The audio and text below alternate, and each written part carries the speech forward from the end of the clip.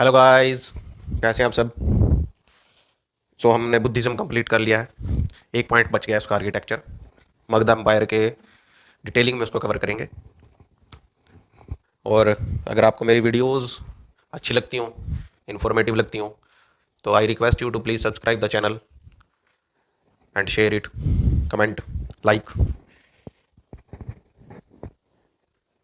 Chapter 10, 11, 12 और 13, चारों के चारों चैप्टर आपस में इंटरकनेक्टेड हैं। जो कॉलेजेस में या स्कूल्स में हिस्ट्री को पढ़ते हैं वो तो इनको, उनके लिए तो पढ़ना ज़रूरी है एग्ज़ाम पॉइंट ऑफ व्यू से। पर जो लोग कंपटीशन एग्ज़ाम की तैयारी करते हैं वो इसमें से कुछ हिस्सा स्किप कर देते हैं, छोड़ देते हैं, आता नहीं है एग्ज़ाम में। अब आप जब चीज़ों को इंटरकनेक्ट करके नहीं पढ़ेंगे तो आप कैसे समझ पाओगे कि सेकेंड अर्बनाइजेशन हिस्ट्री में कैसे आया और उससे क्या क्या इम्पैक्ट डाले। ये चैप्टर कंपटीशन एग्ज़ाम के उससे इंपॉर्टेंट हो या ना हो वो एक अलग मैटर है, लेकिन जो आप उस सेकेंड अर्बनाइजेशन के आसपास हो रहा है या जिसकी वजह से वो सेकेंड अर्बनाइजेशन हुई, वो बहुत ज़रूरी है जानना। और वो इसका पार्ट है। इसके बिना आपको वो चीज़ समझ में नहीं आएगी। आपको कैसे समझ में आएगा कि 1947 में आज़ादी मिली जब तक आप उस पीछे की डिटेलिंग को आप नहीं पढ़ोगे। कैसे आपको पता चलेगा 1971 की वॉर क्यों हुई, 65 की वॉर क्यों हुई, क्यों चाइना के साथ वॉर हुई। तो जब तक आपको सिर्फ इतना ही पता होगा कि इस साल में पाकिस्तान और इंडिया की लड़ाई हुई, उसके पीछे के रीजंस नहीं पता होंगे, तो फिर उसका कोई फ़ायदा नहीं सर।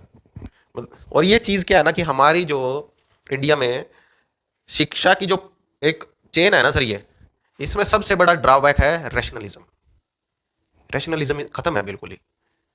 टीचर क्लास में आता है, बोलता है, पढ़ाता है और चला जाता है। पढ़ाना क्या था, बोलता ही है बस, प्रवचन दे दिया। जैसे सत्संग में जाते हैं, प्रवचन लेकर आ जाते हैं, पढ़ते हैं नहीं, मीन्स उसको पर अमल नहीं करते, उसको अपनी डेली लाइफ में नहीं लगाते। तो उसका फ़ायदा क्या है सर? इसका कोई फ़ायदा नहीं है सर। अब बुद्ध के बारे में बोला जाएगा कि बुद्ध ने संघ में वुमेन्स को अलाउ नहीं करा तो बुद्ध वुमेन्स के अगेंस्ट था। वो ये बात क्यों, कौन लोग कहेंगे जो इस चीज़ के अराउंड, मतलब उसके घटना के, उसके रीजंस के बारे में नहीं जानेंगे। और अब अगर आप ये चीज़ें नहीं पढ़ोगे, मैं तो कह रहा हूँ कि आप चैप्टर ना पढ़ें। कोचिंग जो है कंपटीशन वाले हैं, सुन ले इसको, ताकि आपको पता चले कि आसपास उसके क्या होगा। आप उसके बाद मत पढ़ें, लेकिन it is equally important for those people who are studying history. और मैं तो ये भी कहूँगा कि कंपटीशन एग्जाम के लिए भी उतना ही ज़रूरी है। ये आपको याद करने में, रिमेंबर रखने में हेल्प करेगा। अगर आप इसमें से कुछ भी स्किप करोगे तो आपको कोई नहीं बचा सकता। शिक्षा में रैशनलिज्म खत्म है इंडिया में, है ही नहीं सर। अभी कोई आपके गांव में या रिश्तेदारी में आईएएस बन गया पढ़ के, और आप गए घर,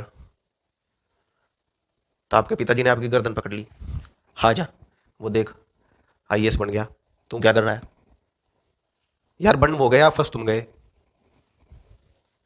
और माँ कह रही है मेरा तो बस मरने को दिल चाह रहा है, मेरा बेटा कुछ कर नहीं पा रहा, उसका बेटा आईएएस बन गया। यार उसको करने दो वो जो करना चाह रहा है, क्यों प्रेशर डाल रहे हो उस पर।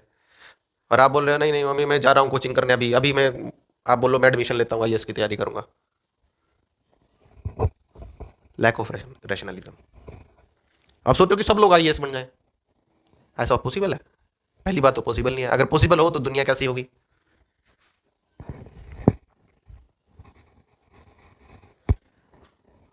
बस एक चीज़, अगर आप जाओगे तो इंडियंस के उसमें गांव में बोला जाता है कि बेटा पढ़ ले, पढ़ ले, तेरी अच्छे घर में शादी हो जाएगी। मतलब पढ़ रहा है बंदा तो शादी करने के लिए। शादी करने के लिए कौन पढ़ता है सर? आप पढ़ते हो अपना दिमाग जगाने के लिए, अलाइव माइंड, सचेत करने के लिए, इसको एक्टिव रखने के लिए। मतलब पूरे उसमें टारगेट एक ही है बंदे का पढ़ने के बाद, क्या? मैरिज। और फिर वो शादी के बाद का ड्रामा वो शुरू हो जाता है। नहीं नहीं, जब तक आप घर नहीं आओगे तो मैं खाना नहीं खाऊंगी। कैसे खा सकती हूँ? आपका इंतजार करना है मेरे को। तो शुरू शुरू में यही चलता है। बाद में जब साल 2 साल हो जाते हैं, अरे यार तू खा ले यार, वो पहले दिन से बोल रहा है कि तुम खा लो मैं आ जाऊंगा, तो वेट मत करो। पर वो जब चीज़ खिंच जाती है, वो नहीं मानती, तो फिर वही बोलता है खा ले यार तू। तो you should have some space. थोड़ा स्पेस देना चाहिए, समझो सिचुएशन को। तो पहले तो फिर वो सिर पे बिठा लेगी, अब दूसरे सिचुएशन से मतलब लड़की की तरफ से देखे तो वो ये बोल के तो उसको सिर पे बिठा लेगी, क्या आओगे तब खाना खाऊंगी। और अब वही हो गया ना, अरे भैया भैया आओ भैया, बैठो भैया, चाय लेकर आऊँ भैया। और फिर जब वो भैया सिर पर बैठ जाए तो उसको नीचे डाल के उसके मुंह में पिस्तौल डाल के बोलता है कि जो ज़्यादा सिर पे मत बैठ मेरे। Rationalism very important. अगर आप इस चीज़ को नहीं जोड़ पाओगे तो आप समझ नहीं पाओगे कि अर्बनाइजेशन कैसे आया और अर्बनाइजेशन के क्या इम्पैक्ट रहे ना, उसका आपको बर्थ समझ में आएगा कि कैसे वो उठा। मगध एम्पायर कैसे बना, स्टार्टिंग कैसे हुई, इसके बारे में हम डिटेल में अभी पढ़ने जा रहे हैं। वैदिक पीरियड, कौन सा वैदिक पीरियड? ऋग्वैदिक पीरियड, लेटर वैदिक, और 6th सेंचुरी बीसी।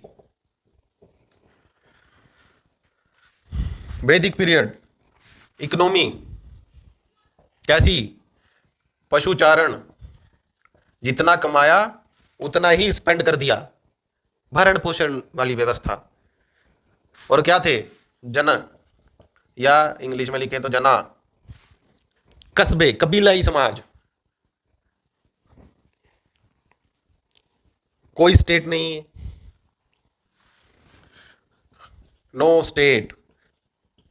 और क्यों होगा स्टेट? कोई रीजन ही नहीं था। क्या चाहिए स्टेट को? कोई रीजन तो हो, कोई रीजन ही नहीं था स्टेट के लिए, कोई रीजन नहीं मिला।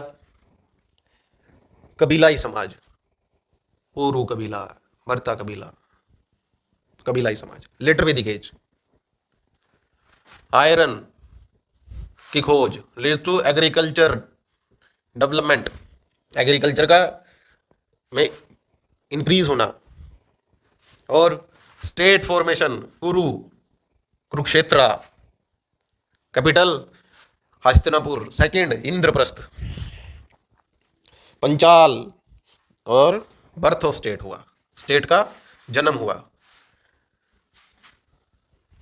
स्टेट बनने शुरू हुए, और जन से बना जनपद, जन से बना जनपद।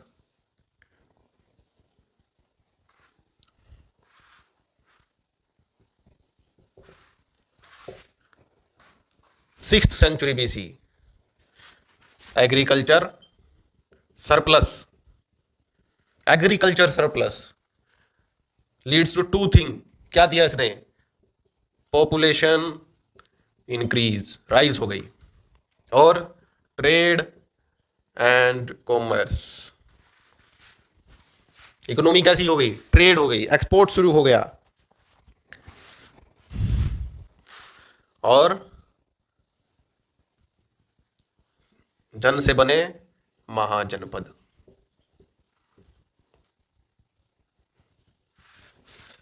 Diagram sir, diagrams, diagram science में नहीं होते, हर सब्जेक्ट में होते हैं।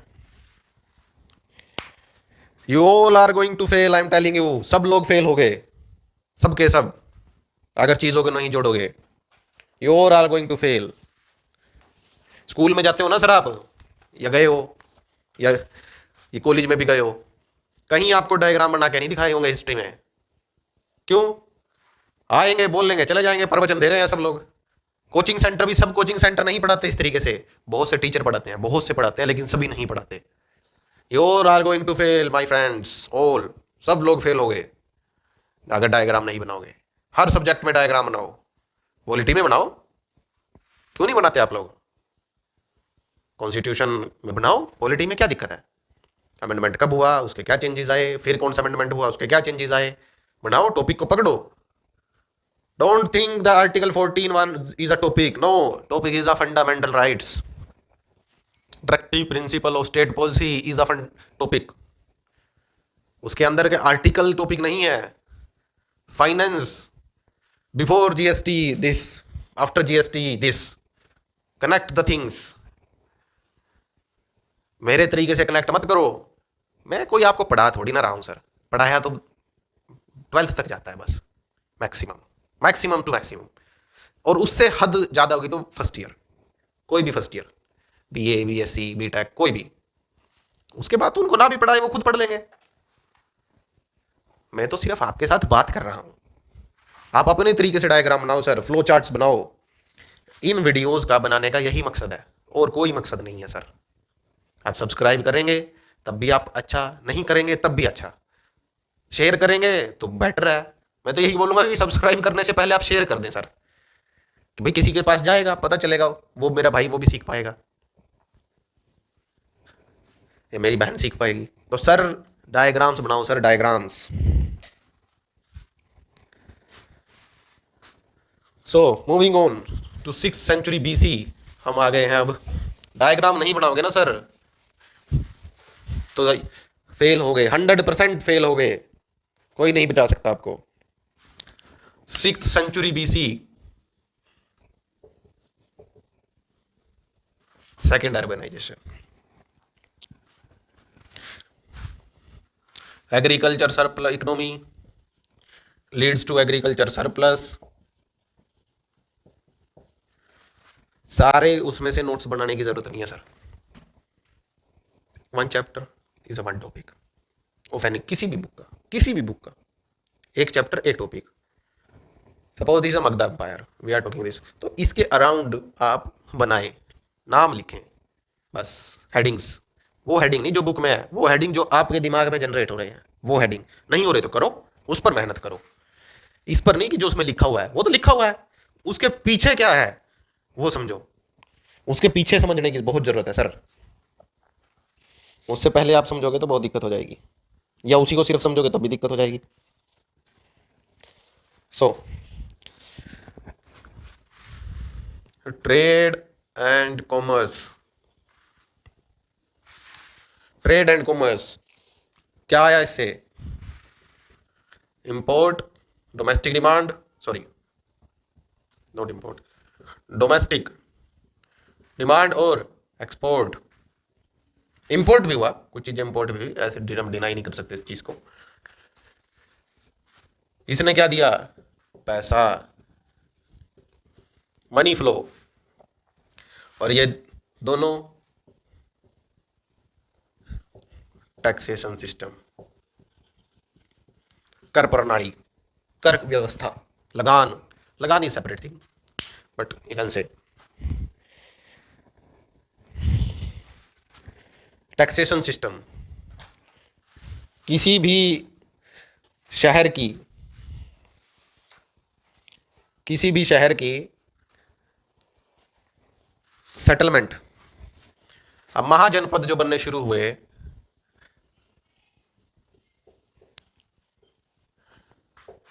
अब इनकी जो सेटलमेंट है, जो सेटलमेंट है साहब,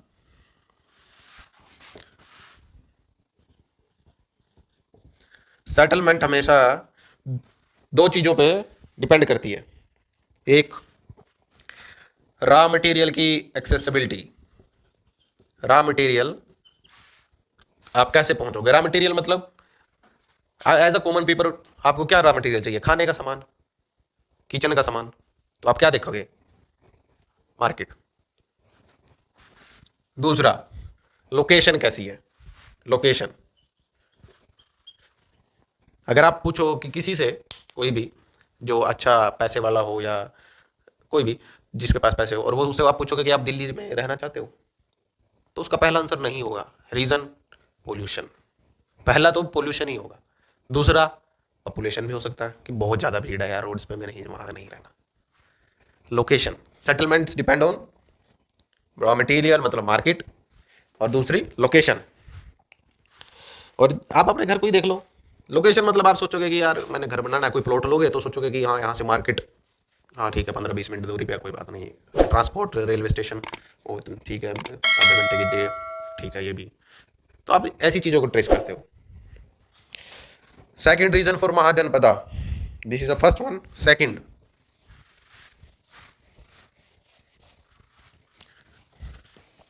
महाजन जनपद बनने का दूसरा रीजन,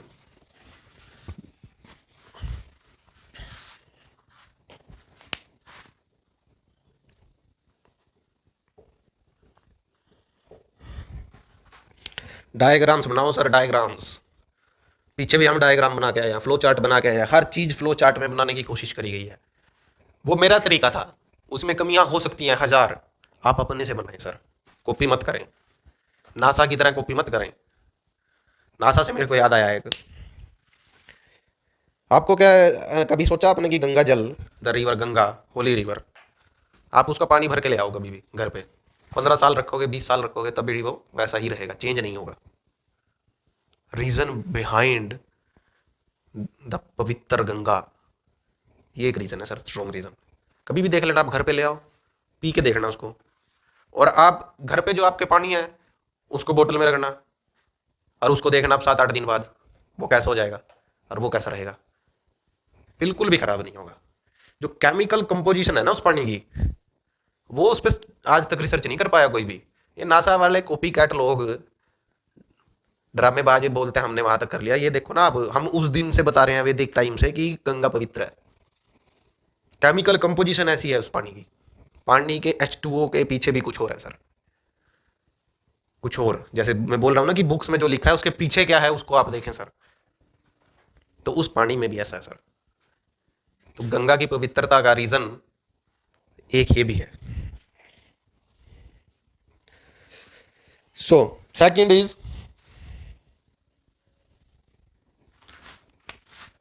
एक्सपेंशन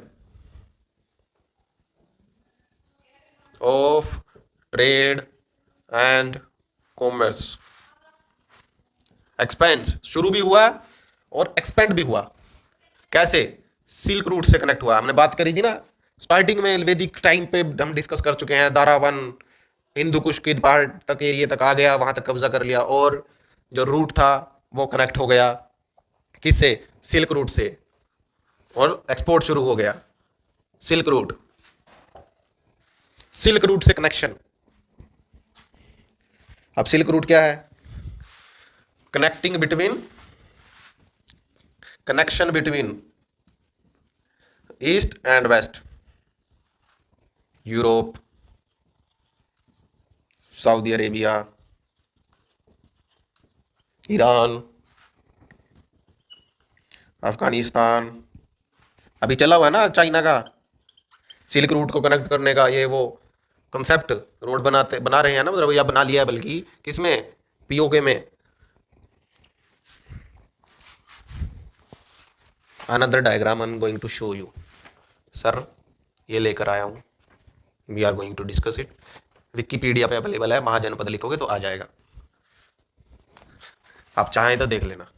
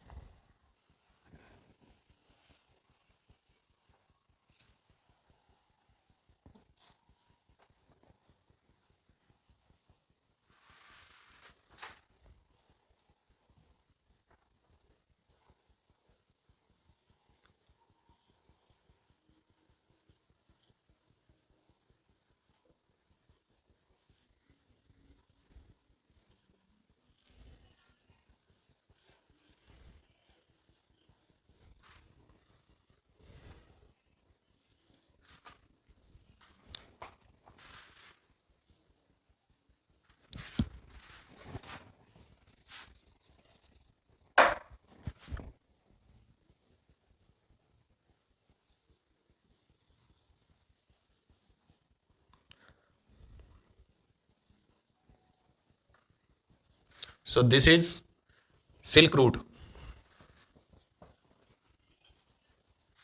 सिल्क रूट। अब जैसे ही ये सिल्क रूट कनेक्ट हुआ, अभी ये जो एरिया है ये है अफगानिस्तान का, मैं इसको थोड़ा हाईलाइट कर देता हूँ, और ये पीओके का तो आपको आई थिंक बेटर पता ही है मेरे से, मुझसे तो ज़्यादा जानते ही होगे आप लोग। सो पाकिस्तान, इंडिया। तो जैसे ही सिल्क रूट कनेक्ट हुआ, अब हम बात करने जा रहे हैं महाजनपद कैसे बनने शुरू हुए सर। अब आप इसको ध्यान से देखना। ओके, सो इस मैप को डिस्कस करेंगे। सिल्क रूट, लोकेशन क्या, गंधारा, या दूसरा जिसको अच्छे से जानते हैं हम, तक्षशिला। तक्षशिला से इसका कनेक्शन शुरू हुआ और रूट इंडिया में एंटर हुआ। पूरा इंडिया ही था। अब इसको मैं यहां से अभी के लिए हटा देता हूं, नोटेड रख लेते हैं।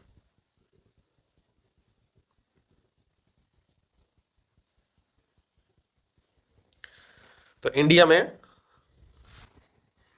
एंटर हुआ कुरु, कुरुक्षेत्र वाला कुरु, कुरुक्षेत्र।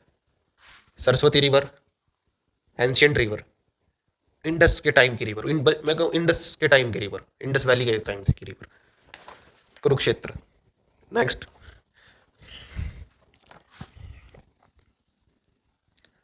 मथुरा,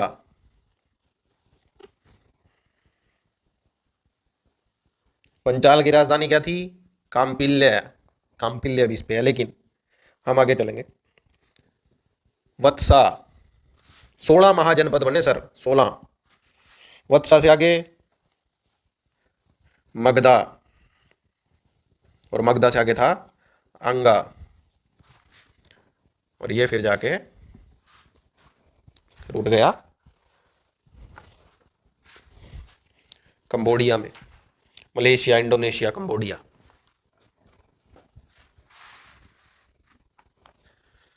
अब मथुरा से दिस इज रूट ए और route B. Now we are moving to another route. Mathura से अब एक रूट और निकला, अवंती, या इसकी अवंती की राज कैपिटल उज्जैन।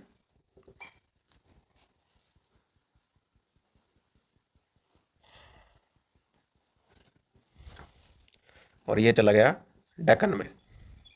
एक शहर और यहां बना, अपाररत्ना।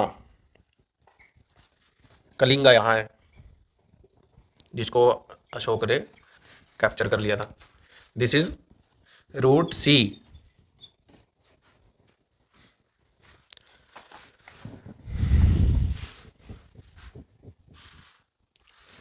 कौशाम्बी, और यहां पे है आपका लुम्बिनी। लुम्बिनी, बुद्धा का जन्म, और कुशीनगर,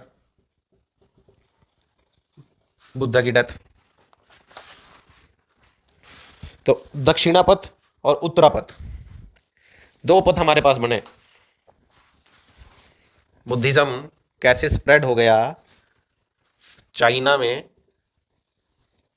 कंबोडिया,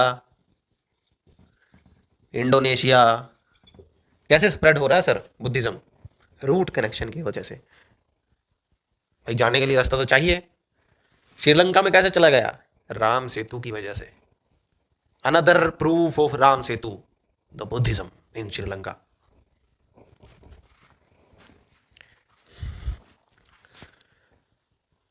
हर बड़ा शहर और उसकी लोकेशन, आप मैप देखा होगा, जियोग्राफी आप पढ़ते ही होगे, तो आपको पता ही चलेगा। इंपॉर्टेंट क्या था सर? इंपॉर्टेंट था सिल्क और स्पाइसेस। सिल्क और स्पाइसेस किसके लिए? ट्रेड के लिए। इसको सर अच्छे से अपने दिमाग में चिपका लो सर, अच्छे से चिपका लो। आगे हम बात करने वाले हैं तो बहुत काम आएगा सर, बहुत काम आएगा। अगर आपने इसको चिपका लिया तो आपको पता चल जाएगा कि ईरानी कैसे और क्यों, कैसे और क्यों आए।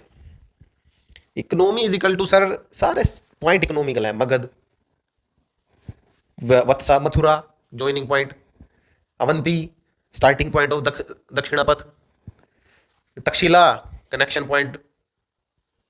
भाई पूरा का पूरा स्टोर जितना तो यहाँ एक स्टोरेज होगी, वो पूरा का पूरा स्टोर यहाँ इकट्ठा होगा। जैसे अमेजोन का आप मुंबई से ऑर्डर करोगे तो पहले सबसे पहले मुंबई से कहाँ आएगा? गुड़गांव। स्टोर है, बड़ा हब है, इसलिए। सो इकोनॉमी सर, हर एक स्टेट की लोकेशन स्ट्रेटजिकली, लोकेशन कैसी थी, सेटलमेंट क्यों हुई, पानी, अभी हम आगे डिस्कस करेंगे।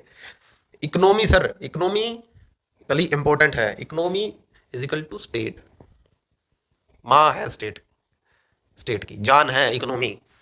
अफगानिस्तान को देख लो, इकोनॉमी ही नहीं है, खत्म है स्टेट, कुछ है ही नहीं। और ये जो कनेक्शन हुआ, इसके पीछे रीजन था इस सिल्क रूट पर, इस सिल्क पर कब्जा करने का, हमेशा से यही रहा। ईस्ट इंडिया कंपनी एक मतलब एक कंपनी ने पूरे देश को अपने कब्जे में ले लिया। आप सोचो सर, मतलब उस ये सोचने की बात है कि एक कंपनी, सिर्फ एक कंपनी। आप देख लो यूएस को, देख लो आज की डेट में वो ईरान और इराक के साथ क्या करता रहता है, ऑयल रिजर्व्स पे कब्जा करता है, दबा के रखता है उनको, मोनोपोली ना बनना, अपना दबदबा बनाने के लिए। वेपन्स, इकोनॉमी आज की डेट की बहुत बड़ी, हर स्टेट की जरूरत चाहिए, जरूरत है, इसलिए वेपन इंडस्ट्री पर कब्जा कर रखा है। अभी देखो ना अफगानिस्तान के साथ क्या करा उसने। अब अफगानिस्तान खत्म हो गया तो यूक्रेन तैयार कर दिया, और यूक्रेन भी अगर ऐसे ही चलता रहा तो अफगानिस्तान बन जाएगा, फिर कोई नया देश, फिर कोई नई यही वॉर। तो ये सब क्या है सर, इकोनॉमी चला रहे हैं अपनी सब लोग। तो उसके बीच में क्या है, हमें वो पढ़ने की जरूरत है सर। मैं आपको डायग्राम्स बनाऊं और दिमाग में चिपकाओ सर। गीता वगैरह सब लोग पढ़ते हैं लेकिन उस पर अमल कोई नहीं करता, कोई नहीं करेगा बात सर, डेली रूटीन में लेके ही नहीं आएंगे उसको। उसके बस कर्म करो, फल की चिंता मत करो, ये बात सब जानते हैं। गीता के पीछे क्या रीजन था सर, इसके बारे में कोई नहीं सोचता। कुरान, आदि ग्रंथ, कुरान वो पढ़ा रहे हैं पाकिस्तान में बैठ के गुफाओं में, उल्टी सीधी कुरान अपने हाथ से लिख दी, पढ़ा दी, आए बोल के चले गए, ब्रेन वॉश हो गया, बस खत्म। प्रवचन दिया घटिया, वो भी। मगध,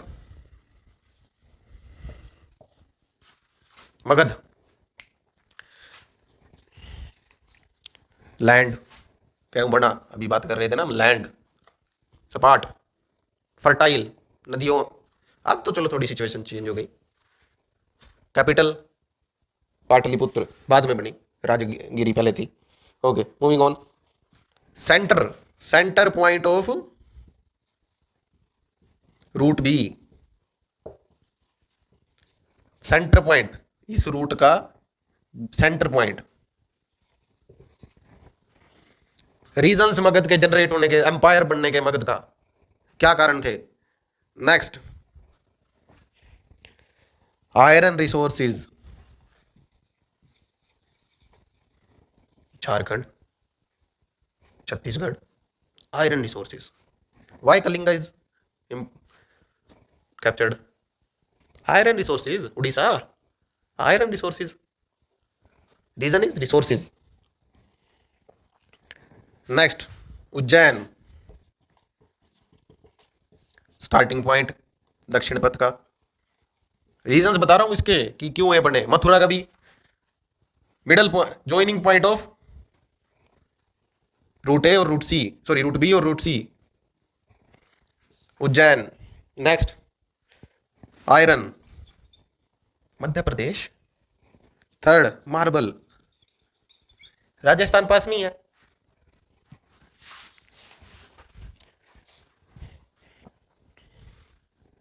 उज्जैन बोल लो या अवंती बोल लो, एक ही बात है। अवंती वैसे एक बात नहीं है, कैपिटल थी उज्जैन। वत्सा, ट्रेडिंग, गंगा यमुना द्वाब, वत्सा, गंगा और यमुना का मर्जर।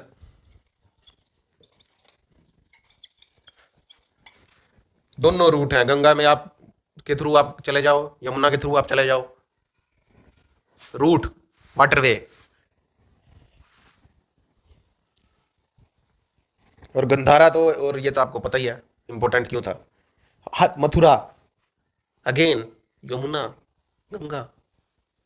और third point is the joining point of route B and Uttarapatha and route C Dakshinapatha.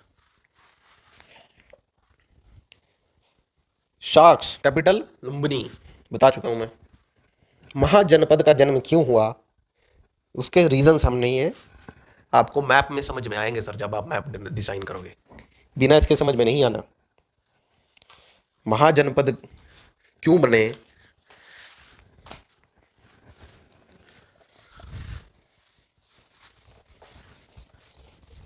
उसके रीजंस भी हैं sir. Iron resource, iron revolution बोल लो, मगध, अवंती और इंडस्ट्रियल रेवोल्यूशन। रीजंस आपको देखो आप पता चलेगा। कनेक्टिंग द थिंग्स, कनेक्ट करो चीजों को, जोड़ो। वत्सा, कौशाम्बी, कौशला,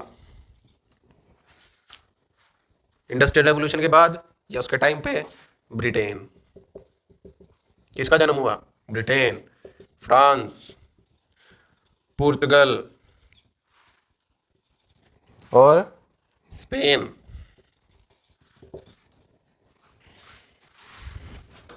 रीजन ऑफ महाजनपद, बड़े शहर बड़े राज्यों का जन्म। रीजन आयरन, आयरन की production, industrial revolution, technological hub, steam engine. चीजों को जोड़ोगे सर तभी पता चलेगा, वरना you are all going to fail. I am telling you, आप सब फेल हो गए, हर एक एग्जाम फेल होगा अगर ये चीज नहीं करोगे। This is are equal to coal scam. 2 lakh crore रुपए, 2 लाख करोड़ रुपए की वैल्यू है इनकी। जोड़ो sir, I am telling you 2 lakh crore.